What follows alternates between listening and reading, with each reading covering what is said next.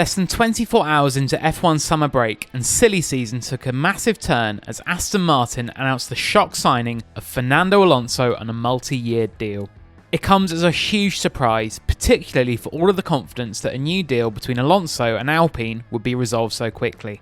Alonso said on Thursday he thought it would only take a 10-minute conversation to sort things out with Alpine, and that bit was probably true. In the end, it may not have even taken him 10 minutes to say, "Guys, I'm off."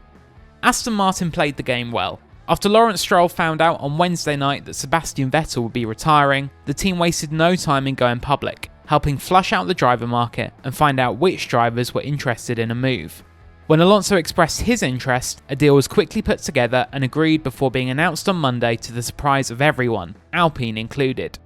To lose a driver of Alonso's experience and calibre is a huge blow for Alpine.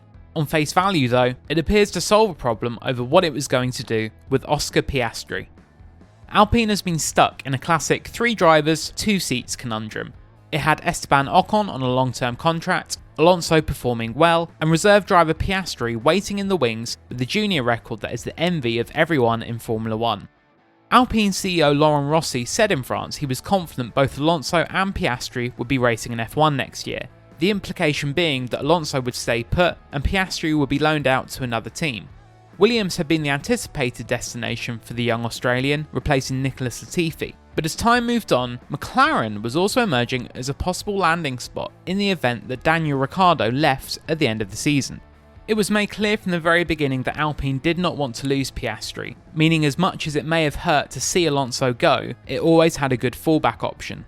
Or so it would seem. The fact that talks have dragged on for so long has led to some question marks over Piastri and Alpine's future together, and whether it may have opened the door for another outfit to swoop in and snare him away, given the fact his deal featured various time-sensitive clauses around the summer.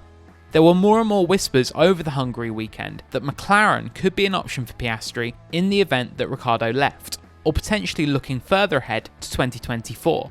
If Alpine was so confident Alonso would continue, might Piastri have slipped through its fingers already?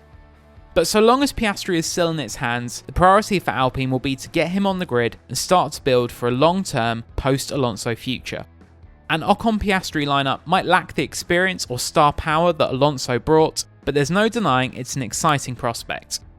Alpine will also finally achieve its goal of getting one of its juniors into a work seat, even if it's earlier than it might have anticipated just a couple of weeks ago. But the knock-on effect in the driver market goes way beyond Alonso moving to Aston Martin. Let's look at Williams. Although signing Piastri on loan from Alpine may have been good in many ways, it also didn't make total sense it was going to help develop a driver, only for him to leave in a year or two. If Williams wanted to look to the long term and invest in its own talent, then Logan Sargeant, the leading member of its young driver academy who currently sits 3rd in the Formula 2 standings, was a more sensible choice.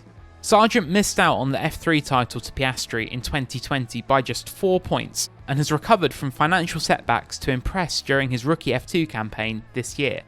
Williams boss Jos Capito acknowledged in France it would be a good headache to have if Sargeant became an option for an F1 seat next year. Frankly, for a team looking to build for the future and one that has American owners, getting a young American driver might well be the best move they can make. Another candidate for Williams would be Nyck de Vries, who it considered for this year before ultimately signing Alex Albon to partner Latifi.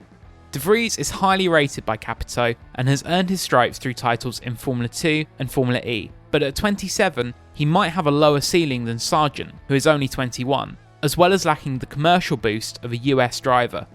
But does Alonso's move to Aston Martin also have an impact on Daniel Ricciardo? The Australian has been clear in his commitment to see out his 3-year deal with McLaren that expires at the end of next season.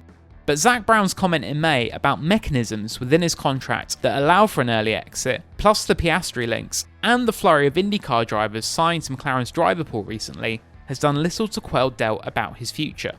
Ricciardo's best move, undoubtedly, is to not move. If the commitment from both sides to make it work for Ricciardo at Woking is concrete, then Alonso's move will change nothing. But in the event that he did part ways with McLaren, there is now one less alternative on the table.